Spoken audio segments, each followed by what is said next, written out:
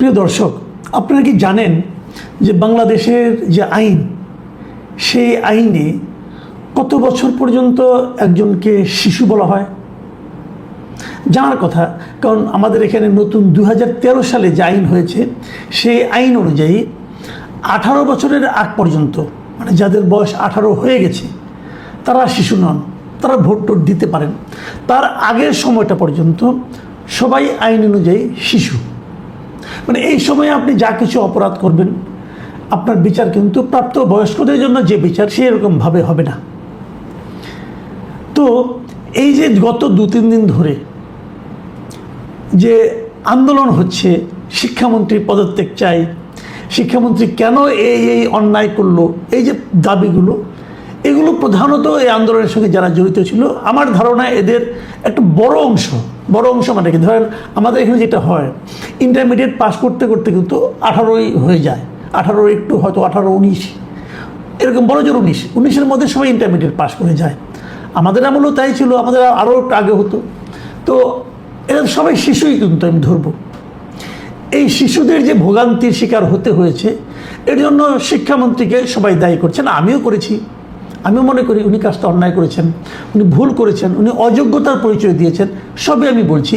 এবং তারপর উনি আবার সেটা ভুল স্বীকারও করেছেন, সরিও বলেছেন, সবই ঠিক আছে।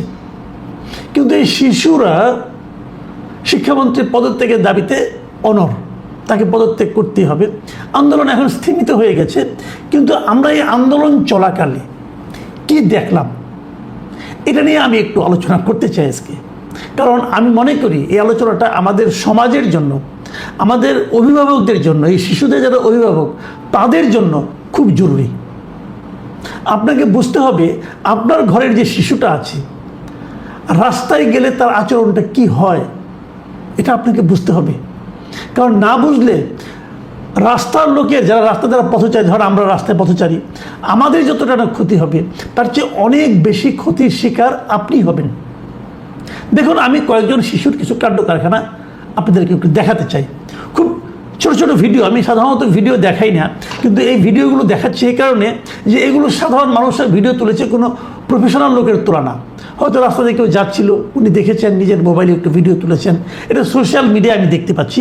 আমি ছোট 10 সেকেন্ড করে আমি আপনাদের কয়েকটা ভিডিও দেখাবো।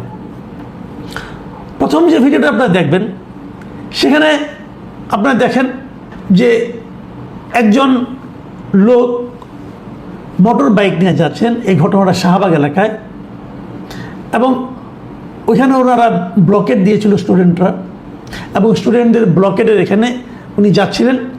এই জন্য ওনার প্রথমে থামানো হয়েছে, পরে ওনার কাছ থেকে চাবিটা নিয়ে নেওয়া হয়েছে ওনার গাড়ি থেকে।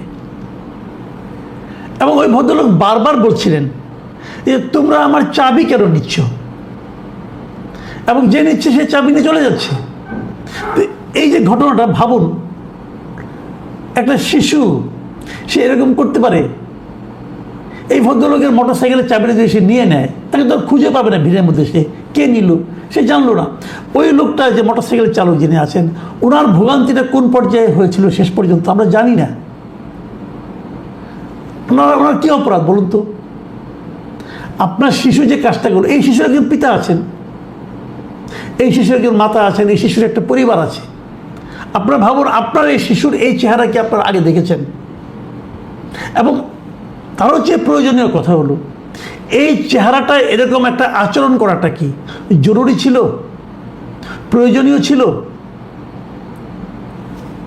কি বলবেন তাকে আপনারা?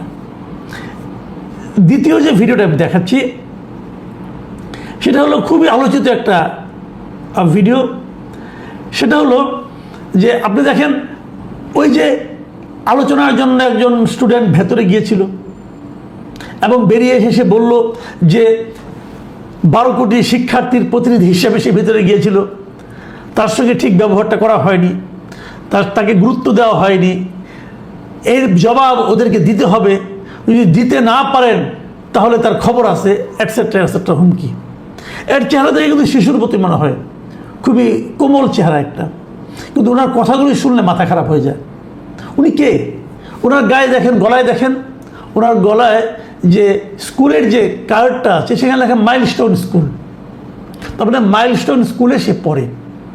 এখন এই যে মাইলস্টোন স্কুলে পড়া যে স্টুডেন্ট তিনি ওখানে যে ছাত্রদের প্রতিনিধি হিসাবে আলোচনা করতে গিয়েছিলেন এবং উনি খুব ক্ষিপ্ত হয়ে বিরক্ত হয়ে বের হয়ে এসেছেন।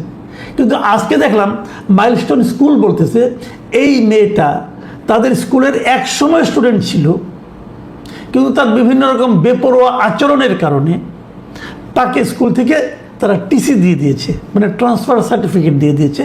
উনি বর্তমানে আর ওই স্কুলের স্টুডেন্ট নন। তো যে মেয়েটা ওই স্কুলের স্টুডেন্ট না, সেই স্কুলের কার্ড সে কেন গলায় ঝুলিয়েছে? তার মানে সে যখন আলোচনা করতে গিয়েছে সে একজন প্রতারক হিসেবে আলোচনা করতে গিয়েছে, নিজের যে পরিচয় সে আলোচনা করতে গিয়েছে সেই পরিচয়টা তার জন্য কোনো ভ্যালিড পরিচয় নয়। উনি আদৌ স্টুডেন্ট কিনা অথবা থাকলে কোন স্কুলের স্টুডেন্ট তার কিছুই কেউ জানে না, কিন্তু উনি বিশাল নেত্রী এবং 12 কোটি স্টুডেন্টের প্রতিনিধি।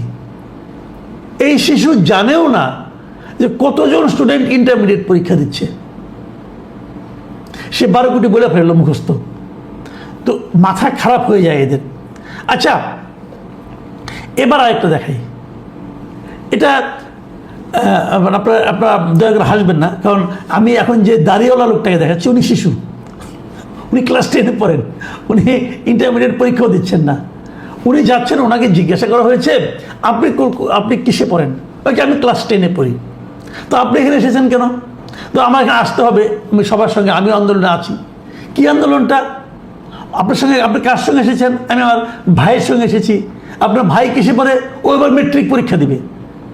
তার মানে এই দাঁড়িয়েওয়ালা শিশু ভদ্রলোক উনি ক্লাস 10-এ পড়েন, এসএসসি পরীক্ষাও দিবেন না, উনি তারও নিচে ক্লাস 10-এ পড়েন। তো ওনার বড় ভাই এসএসসি পরীক্ষা দিবেন, মেট্রিক পরীক্ষা দেবেন উনি বলেছেন। মেট্রিক তো অনেক আগে থেকেই নাই, ধরলাম মেট্রিক পরীক্ষা দেবেন। উনি জানেন না মেট্রিক এবং এসএসসির পার্থক্যটা কি।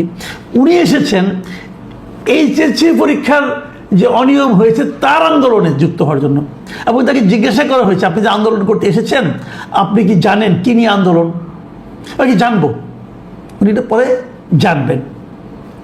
আচ্ছা, আরেকটা ভিডিও শেষ, এই ভিডিও আর দেখাবো না, এটি শেষ ভিডিও। এটা ছোট্ট একটা ভিডিও। দেখুন, একজন বয়স্ক লোককে একটা ছেলে লাথি মারছে। বয়স্ক লোকটা কে তার পরিচয় আমি জানি না, হয়তো কেউ একজন হবেন, অথবা আন্দোলনের প্রতিবাদ করেছিলেন, অথবা রিক্সা চালাচ্ছেন, কিছু একটা হবেন। কিন্তু সে যেই হন না কেন, তাকে যে লাথিটা মারছে সে একটা স্কুল পড়ুয়া অথবা কলেজ পড়ুয়া স্টুডেন্ট। তার চেহারাটা দেখা যাচ্ছে না, কিন্তু তাকে আবার আরেকজন স্টুডেন্ট থামাচ্ছে, কিন্তু উনি মেরেই চলেছে, লাথি মারছে। কেন? আমাদের শিশুরা এত অসহিষ্ণু কেন? আমাদের শিশুরা কেন নিজেদেরকে নিয়ন্ত্রণ করতে পারছে না? কেন তারা উন্মত্তের মতো আচরণ করছে? কেন তারা মিথ্যা কথা বলছে? কেন মিথ্যাবাদীরা শিশুদের মধ্যে ঢুকে পড়ছে? কেন মতলববাজরা শিশুদের মধ্যে ঢুকে পড়ছে এবং যার দায় শিশুদের উপর বর্তাচ্ছে? রাজনীতি আছে এখানে? আমি বলবো অবশ্যই আছে। ওই যে দাড়িওয়ালা শিশু দেখলেন, তিনি সেই রাজনীতির একজন লোক। আমি নিশ্চিন্তভাবে বলতে পারি এই ভদ্রলোক আর যাই হোক ক্লাস 10-এ পড়ে না। আপনাদের কি মনে হচ্ছে আমি যাই না? আমি মনে করি উনি ক্লাস 10-এ পড়েন না। তো উনি এখানে কেন?